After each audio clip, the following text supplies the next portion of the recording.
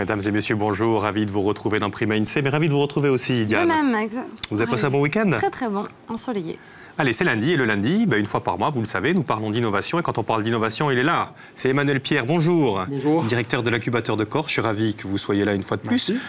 Qui vous entoure? Alors, aujourd'hui, je suis venu avec Jean-Yves Letch, qui est directeur général de Corse Composite, et le président du pôle des industries aéronautiques Corse. Le PIAC. Le PIAC. Et Jean-Julien Cossu, qui est associé gérant de plusieurs sociétés de ce PIAC, notamment de PMS et de PCM. On rappelle ce que c'est que le PIAC, le pôle des industries aéronautiques de Corse. D'accord, et vous faites partie du PIAC. Oui. Donc, on va parler d'une innovation qui est la vôtre, notamment. Mais avant cela, Diane, il ne faut pas perdre les bonnes habitudes qu'on perd des fois le week-end. Allez, on les récupère, on les retrouve tout de suite le lundi. C'est à vous. Nous sommes le 14 mai et puisque nous parlons innovation, je ne vais pas parler innovation dans ma chronique, mais je vais recommencer avec mes fameuses journées dédiées à certaines causes. Aujourd'hui, sachez, c'est très solennel, c'est la journée mondiale contre l'hypertension. Voilà, ça a été déclaré en 2005 par la Ligue mondiale contre l'hypertension. Un peu le cas aujourd'hui, les invités en plateau, un peu tendus? Non, je les trouve d'un calme. Moi aussi, moi, pas du tout. Ouais. Déconcertant. 14 mai. Donc 14 mai, c'est le but de cette journée, bien sûr, c'est de communiquer au public l'importance de l'hypertension, la gravité sur toutes ces complications. Voilà, c'était mon côté santé. Vous êtes un hypertendu, vous, de... Un petit peu. C'est vrai? Et ça se voit pas. Ben non. Non, c'est vrai. Donc c'est votre journée aujourd'hui un petit peu quand même. Et qu'est-ce qu'il faut faire d'ailleurs Il ne faut rien faire, il faut fêter cette journée, se renseigner bien sûr auprès de son docteur si on en souffre et surtout ne pas prendre ça à la légère. Je voulais me servir un peu d'eau, c'est possible. Ne pas prendre ça à la légère car les complications, je les ai lues et je ne vous les dirai pas, sont très nombreuses et très très graves. Okay. Voilà, on va continuer avec, on reprend le cours de l'histoire, 14e siècle. 14 mai, en 1372, le pape crée le premier tribunal d'inquisition de Corse. C'était donc un 14 mai et c'était donc il y a 640 ans déjà. Oui. 1453, le 14 mai toujours, Gênes décidait de céder la Corse à l'Office Saint-Georges après moult épisodes de conflits et de pouvoir interne et externe à la Corse. Eh bien, on va aussi passer sous la domination aragonaise et puis Gênes va tout simplement confier la Corse à cet office. Et puis après, l'office va être désespéré de ne pouvoir régler les problèmes en Corse, donc va la reléguer, par exemple, au duc de Milan. Et puis finalement, va la reprendre en 1478. Ecco, non so mica siete capito tutto, ma oui, on a compris, era ben inteso l'ufficio di San Giorgio ad ascombatti contro i signori di l'aldilà di Monti e a Gorziga dicono, quelli che studiano la storia, a Corsa era ridroise pace. Oui. Ecco, non sono mica sicura. C'était un 15 mai. C'était un 14 mai. 14 mai, oui. En 1453, la première fois que l'office prenait la Corse. 1610, maintenant, c'était l'assassinat de cet homme. Regardez-le sur son beau destrier. Ah, on va demander aux invités. D'ailleurs... Qui c'est ça, messieurs? Henri IV. Henri IV. Ah, bien. Exactement. C'est noté, là. Il a la classe. Ah, vous copiez, vous êtes mis à côté de Diane pour donner ses fiches, en fait. D'accord. Bon, quand même, contemporain, ce cavalier, sur son beau cheval, qui d'ailleurs n'est pas blanc. Blanc, non. Contemporain d'un siècle ravagé par les guerres de religion. C'est son panache qui était blanc. Voilà. Eh bien, il fut lourdement impliqué, vous le savez, en tant que protestant, avant d'accéder en tant que roi de France, au trône de France. Et donc, c'est le 14 mai 1610 qui va tout simplement mourir sous les coups de couteau de Ravaillac. On devrait voir peut-être l'image de cette... Il a été écartelé, Ravaillac. Voilà, Aiuda dit qu'on voulait mica dire come era stato tombo, posto che tutto le monde est à Taolino, et on ne va pas le raconter. Non, mais ceci dit, on va dire quelque chose, c'est que Ravaillac, il a été écartelé. Bon, avant, on l'a torturé, les chevaux n'ont pas réussi à l'écarteler, il n'a pas dit un seul son. Il n'a jamais exprimé sa souffrance. C'était quand même... Voilà. Voilà. Donc je parle de repas, je disais je ne voulais pas décrire cela puisque les gens sont à table et je leur souhaite d'ailleurs un bon appétit. Mais puisque je parle repas, sachez qu'en 1919, toujours un 14 mai, c'était le décès d'Henry John Hans. On va le voir, Henry John Hans, est-ce que vous le connaissez? Pas du tout. Eh bien, c'était un homme qui était très en avance sur son temps parce qu'il habitait à Pittsburgh et là les aciéries, sidérurgies poussaient comme des champignons. Bien lui, non, il était dans l'agroalimentaire. Ça vous dit pas quelque chose? Il a lancé le tout premier produit qui était, je perds le Réfort. C'était une sorte de moutarde. Et en fait, il a lancé le ketchup après. Voilà, on va voir les publicités de l'époque. Ah, là, oui.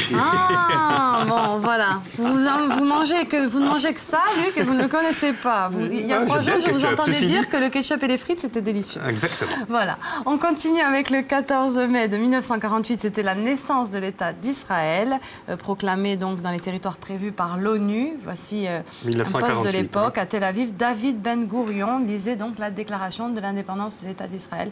Là, on voit une petite carte explicative avec sa progression. Et le 15 mai, les Britanniques vont évacuer le pays en laissant le contrôle de leurs bases militaires, tous leurs équipements et tout cela aux Israéliens. Et je terminerai avec 1998, toujours un 14 mai. C'était le décès de The Voice ou The All Blue Eyes. En 98 seulement. En 98 seulement, à l'âge de 82 ans. Bien sûr, je parle de Frank Sinatra. Mais tout ce dont je vous parle n'a pas forcément beaucoup d'importance. C'est l'histoire. Le plus important, c'est ce que nous vivons au quotidien. Et aujourd'hui, 14 mai 2012, c'est l'anniversaire de Célia Petrogne, notre chroniqueuse. Et puisque c'est son anniversaire, le premier cadeau, ça sera de lancer son jingle. Comme ça, elle nous rejoint. Quel beau cadeau. Allez, jingle pour toi, Célia.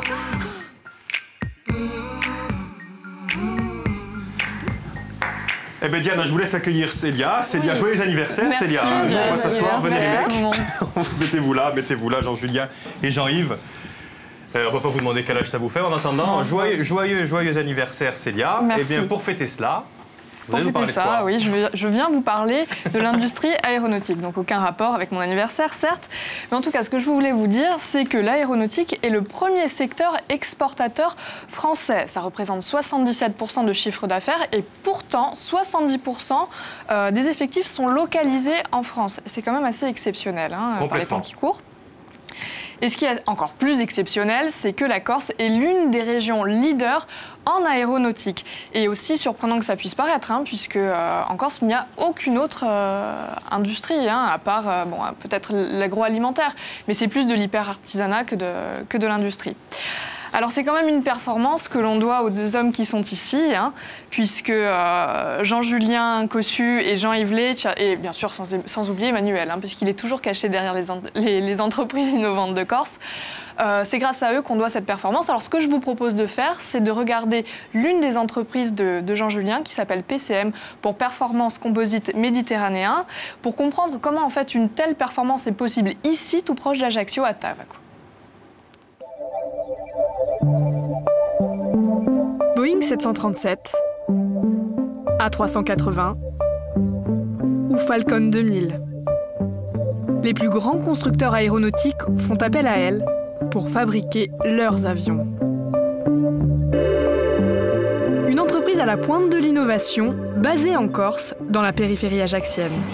Bienvenue chez PCM, Performance Composite Méditerranéen. Alors suivez le guide. Si vous voulez, voilà. Tenez, je vais vous montrer donc là où commence naît la pièce, donc là où on moule la pièce.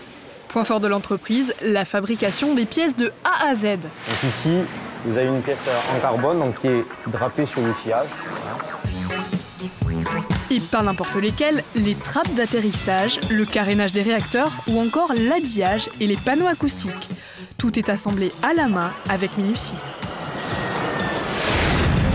Alors, une fois les pièces moulées, comme on a vu précédemment, on les rentre dans ce four là, donc il y a un autoclave, où c'est qu'on va cuire la pièce en pression. La maîtrise des matériaux composites est le point fort de l'entreprise. Tous les procédés de transformation sont assurés sur place. Thermoformage, usinage, polymérisation, en tout 21 procédés spéciaux. Là on est sur un usinage Karman des mâts réacteurs à 380. C'est ce qui est autour de la poutre qui tient le réacteur. Si PCM est qualifiée par Airbus, Dassault ou Boeing, c'est qu'elle est dotée de technologies de pointe. Un investissement à la hauteur des ambitions. C'est des machines qui sont assez rares.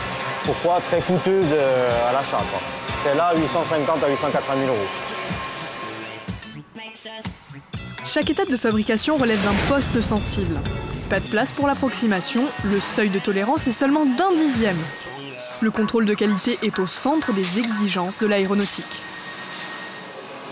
Nous vérifions en fait tous les différents contrôles à assurer sur les pièces aéronautiques l'interchangeabilité, de manière à que toutes les pièces, même s'ils sont faites de manière artisanale, parce que vous avez vu, c'est quand même du détourage manuel, de l'équipement manuel, mais l'important c'est qu'elles soient interchangeables lorsqu'elles sont montées dans un avion. Les pièces sont intégralement usinées à la côte avion, c'est-à-dire qu'elles sont livrées, prêtes à être montées. Elles seront ensuite assemblées sur les différents sites de montage des multinationales aéronautiques.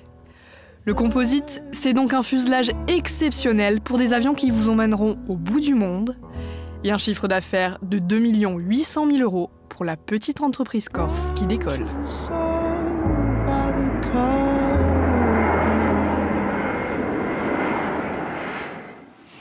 Alors Airbus, Dassault, Eurocopter, j'en passe. Aujourd'hui, vous fabriquez des pièces pour des avions, long courrier, pour des jets, pour des hélicoptères. Comment est-ce que vous en êtes arrivé là ? Au départ, j'étais employé de la société Corse Composite Aéronautique, donc j'ai gravi les échelons en interne en tant qu'agent de fabrication. J'ai fini technicien d'atelier en aéronautique. Ensuite, j'avais toujours l'esprit d'entreprise. J'avais un manque de moyens personnels, je dirais. Donc j'ai monté un projet de création d'entreprise pour augmenter le tissu de production au niveau local. Ensuite, bon, j'ai eu quelques marchés au départ avec Corse Composite. Et j'ai eu une croissance quand même relativement assez rapide, puisque Corse Composite, en parallèle, s'est beaucoup développé aussi. Donc, et j'ai su répondre à des besoins de la société de CCA et en parallèle me développer moi aussi. Parce que schématiquement parlant, hein, vous êtes sous-traitant de Corse Composite. Corse Composite, c'est vous, hein, Jean-Yves, et vous-même, Jean-Yves, vous êtes sous-traitant ou plus, et sous-traitant d'Airbus. C'est comme ça que ça se passe ou pas? Expliquez-nous, parce que, voilà. Alors, au fur et à mesure, donc, Corse Composite a 30 ans d'existence. Donc, au fur et à mesure, nous avons évolué dans la chaîne de valeur. Donc aujourd'hui, nous sommes partenaires à risque de grands constructeurs aéronautiques comme peuvent l'être Dassault ou Airbus. C'est-à-dire que nous intervenons pour prendre une fonction sur un avion, la définir, c'est-à-dire la concevoir en bureau d'études, la tester, la certifier. C'est-à-dire on certifie les pièces qui vont constituer l'avion et ensuite nous produisons. Nous sommes un risk sharing partner, c'est-à-dire en fait nous finançons l'ensemble de ces développements. Donc, en gros, hein, sur le nouvel Airbus A350, il y a 25 partenaires qui vont construire cet avion. Vous faites partie des 25. Alors, sur l'Airbus A350, il y a 25 partenaires au monde qui participent à développer la structure de l'avion. Et dans ces 25 partenaires, il y a un petit partenaire qui s'appelle Corse Composite Aéronautique, et donc il côtoie des entreprises de plusieurs dizaines de milliers de personnes, pour certaines concurrentes de Corse Composite, et oui, on en fait partie. Donc comme on est monté dans la chaîne de valeur, en même temps, on ne peut pas rester dans une région qui ne sait pas nous prendre des activités qu'il faut externaliser. Donc ces activités, pour les externaliser, il a fallu qu'on suscite un tissu industriel. Aujourd'hui, c'est le pôle des industries aéronautiques corse. Mais au départ, c'était d'abord de l'essaimage. Et donc Jean-Julien Cossu, qui est très très modeste, mais il est extraordinaire. Donc il voulait monter une société et on a réussi à le garder chez nous jusqu'au moment où s'est fait sentir ce besoin d'externalisation, hein, de sous-traitance. Et c'est la balle qu'il a saisie au bon. Et depuis ce temps-là, il répond parfaitement d'abord aux besoins initiaux. Et puis maintenant, au fur et à mesure que nous-mêmes nous évoluons, il répond de plus en plus à notre besoin parce que des choses qui étaient fabriquées initialement chez Corse Composite, aujourd'hui, on les fabrique directement dans la société PCM, par exemple. Et c'est ce qu'on voit là. C'est ça que vous fabriquez, en fait, Jean-Julien? Oui, les Karman mât réacteurs, il y a le mât qui tient le réacteur, c'est tout le carénage du mât. Et une des réussites, c'est que vous faites tout. C'est clé en main. C'est-à-dire que vous faites ça ici dans l'entreprise, pas loin d'Ajaccio, et vous le donnez à Airbus, et Airbus le monte sur son avion. Voilà. Ouais, c'est ça. Les pièces sont usinées à la côte avion, c'est ça qui est extraordinaire. On livre pièces finies, en majeure partie des pièces, pas encore toutes, mais en majeure partie des pièces, on livre pièces finies. On est certifié par Airbus et certifié par Corse Composite au niveau du contrôle qualité. Et les pièces, il n'y a pas de contrôle après le montage sur avion quand ça sort de nos entreprises. Alors on parle de composite depuis le début de l'émission, mais il y a quelqu'un dans la rue qui se posait une question justement sur le composite. On va l'écouter tous ensemble. Qu'est-ce que le composite? Eh oui, Jean-Yves. Ou Jean-Julien, hein, allez-y. Hein, c'est des fibres de carbone, de Kevlar, enfin de différents tissus, fibres de verre, pré-imprégnées de résine. Donc après, il y a différents tressages du composite, après qui est polymérisé. Donc après, c'est les bureaux d'études qui déterminent... qui est polymérisé. c'est cuit, en fait, au four. Voilà. Parlez simplement avec moi. Hein. Et ensuite, après, c'est le bureau d'études qui détermine combien d'épaisseur, combien de plis, à quel angle, comment est le tressage du tissu. Et ensuite, ça fait un matériau très solide et très léger. On est à l'avant-garde encore. C'est la raison pour laquelle on aura le temps de discuter dans l'émission, mais on était les premiers à s'intéresser au composite. Enfin, vous étiez un des premiers à vous intéresser au composite, non La grosse chance que nous avons eue, c'est à l'origine de la création de Corse Composite Aéronautique, il a été choisi de développer l'activité de production de pièces en matériaux composites. À cette époque-là, vous allez voir le lien, le kérosène était encore pas trop cher et le fait d'avoir des pièces plus légères dans un avion, c'était important, mais ce n'est pas déterminant. Il se trouve que de plus en plus maintenant, vous pouvez le constater, le pétrole est très cher, donc le kérosène est très cher. Donc le fait qu'on puisse rendre un avion plus léger est très important pour les compagnies aériennes parce que c'est un impact direct sur leurs coûts. Donc il y a une explosion aujourd'hui de besoins de pièces en matériaux composites de manière à avoir des avions plus légers. Donc des grosses sociétés aujourd'hui se mettent sur l'activité composite, mais nous, ça fait 30 ans qu'on y est. Donc on a une petite longueur d'avance, on est considéré... Alors, je sais que on se répète, même si on est en Corse, même si on est une petite entreprise, on est 200 personnes, on est considéré comme les tout premiers spécialistes au monde sur la production de pièces en matériaux composites complexes, notamment par exemple des trappes de train d'atterrissage ou des carmanes de fuselage. Et donc cette expérience-là nous est d'abord très enviée, et nous permet de nous placer justement tout de suite derrière des très gros constructeurs aéronautiques. Donc on fabrique des pièces très très légères et très très résistantes, qui sont plus chères, mais globalement pour l'exploitation de l'avion, qui est plus rentable pour une société comme Air France, Iberia. Et oui, vous êtes plus rentable parce que quels sont vos concurrents? Vos concurrents, ils ne se limitent pas au territoire national. Hein. Quelles sont la taille des entreprises de vos concurrents? Alors, c'est souvent un discours que l'on a parce qu'il faut sortir. Alors, je vous parlerai tout à l'heure de la Tunisie parce qu'on a aussi une activité en Tunisie. Il faut sortir du cours Napoléon, il faut sortir d'Ajaccio, il faut sortir de la Corse, il faut sortir de la France continentale, il faut sortir de l'Europe. On est totalement dans le monde. C'est-à-dire que nos partenaires et nos concurrents sont dans le monde entier. Donc notre plus petit concurrent est un Français qui fait 2000 personnes. Nos concurrents habituels sont... 2000 salariés. 2000 salariés. Nos concurrents habituels sont des sociétés qui font plutôt 10 à 20 000 personnes. Alors bien sûr, on ne sait pas faire tout ce qu'elles savent faire, ces sociétés-là.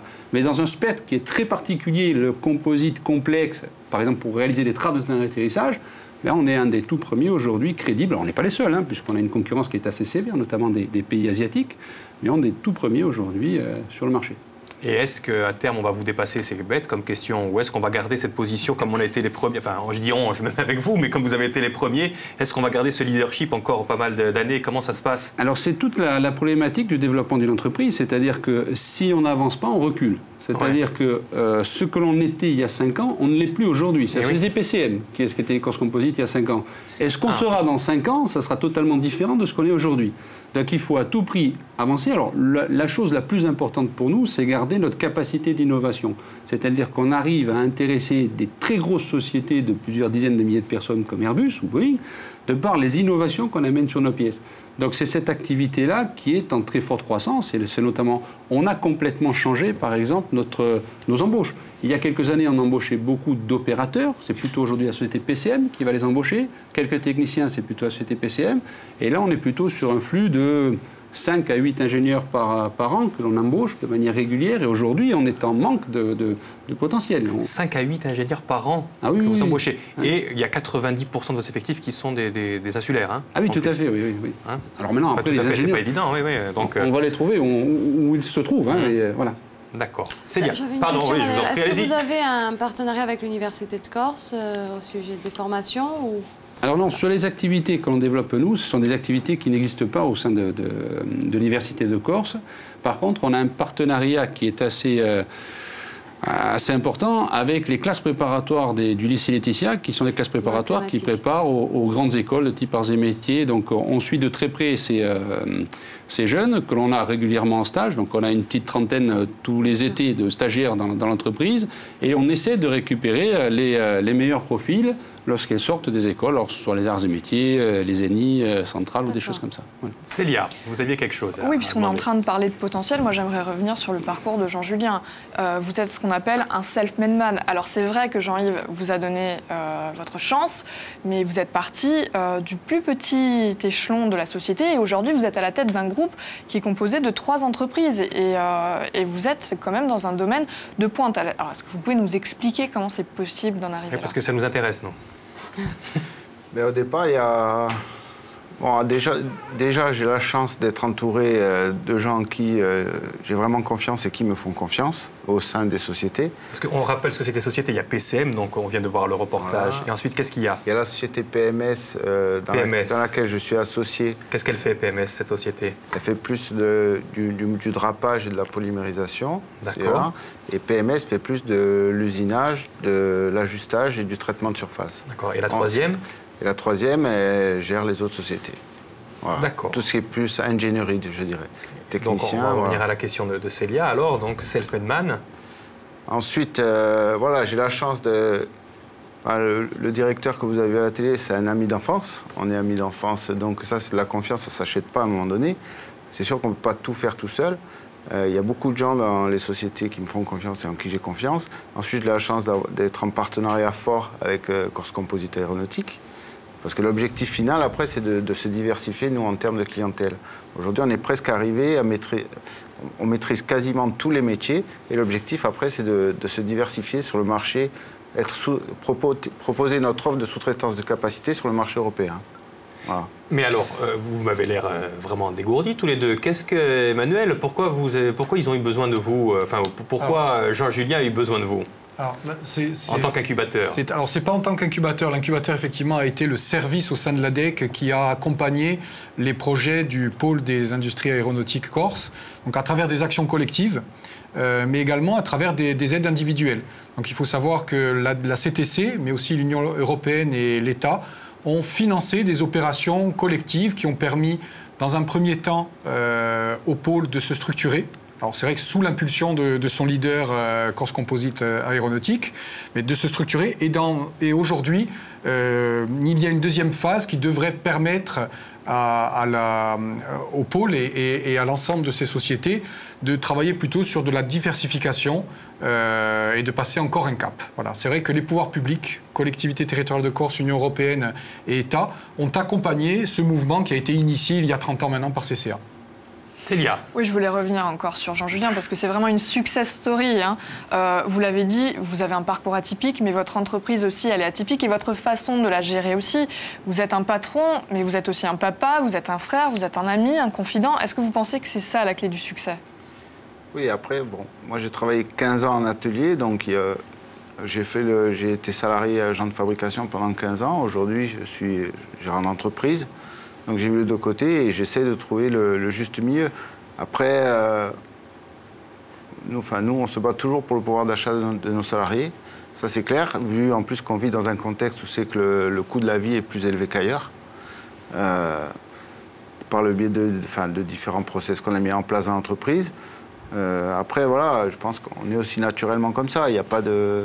Oui, il faut essayer d'être juste, comme dans la vie au quotidien, comme dans l'entreprise, partout. Voilà. Mais tout en gardant l'objectif du développement de l'entreprise, la performance de l'entreprise, le respect des délais pour les clients. Enfin, tout est important, quoi. C'est pas courant aujourd'hui. L'objectif, c'est la rentabilité, c'est pas forcément le bien-être de ses employés. Et là, c'est vraiment. Oui, la ça vous a marqué. Je choses. sais que quand vous êtes rentré du reportage, vous m'avez dit ça, Célia. Mais je vais vous poser la question justement à Jean-Yves. Est-ce que pour une entreprise de pointe comme ça, au point de la modernité, est-ce que c'est ça justement la modernité ? C'est de la gérer avec carrément des habitudes qu'on croyait révolues. Est-ce que c'est ça Il y a d'autres choses qui ne sont pas du tout courantes dans le développement du pôle aéronautique. Et là, pour connaître ailleurs, c'est notamment le pôle aéronautique, ça ne s'est fait nulle part. C'est-à-dire ce qu'on a créé, ce qu'on a suscité ensemble, parce que ce n'est pas Corse Composite, c'est notamment avec des gens de grande valeur comme Jean-Julien Cossu.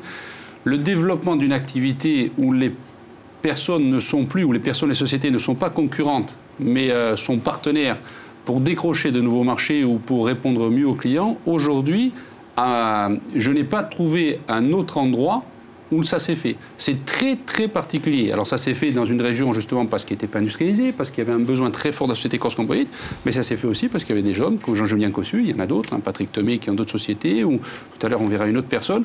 Donc les acteurs ont tous énormément joué le jeu, donc ce qui a permis à la collectivité de venir nous aider. Nous, sur les activités en développement, c'est surtout OSEO avec la collectivité territoriale de Corse. Mais il faut se dire qu'aujourd'hui, le potentiel de développement de l'aéronautique est énorme. Aujourd'hui, les régions françaises se battent. Hein, donc voilà. Donc il n'y a pas de concurrence en fait entre tous ceux qui travaillent dans l'aéronautique en Corse. Non. Partenariat. Complémentarité, c'est les maîtres mots. Oui. Et ça fonctionne. Ah oui.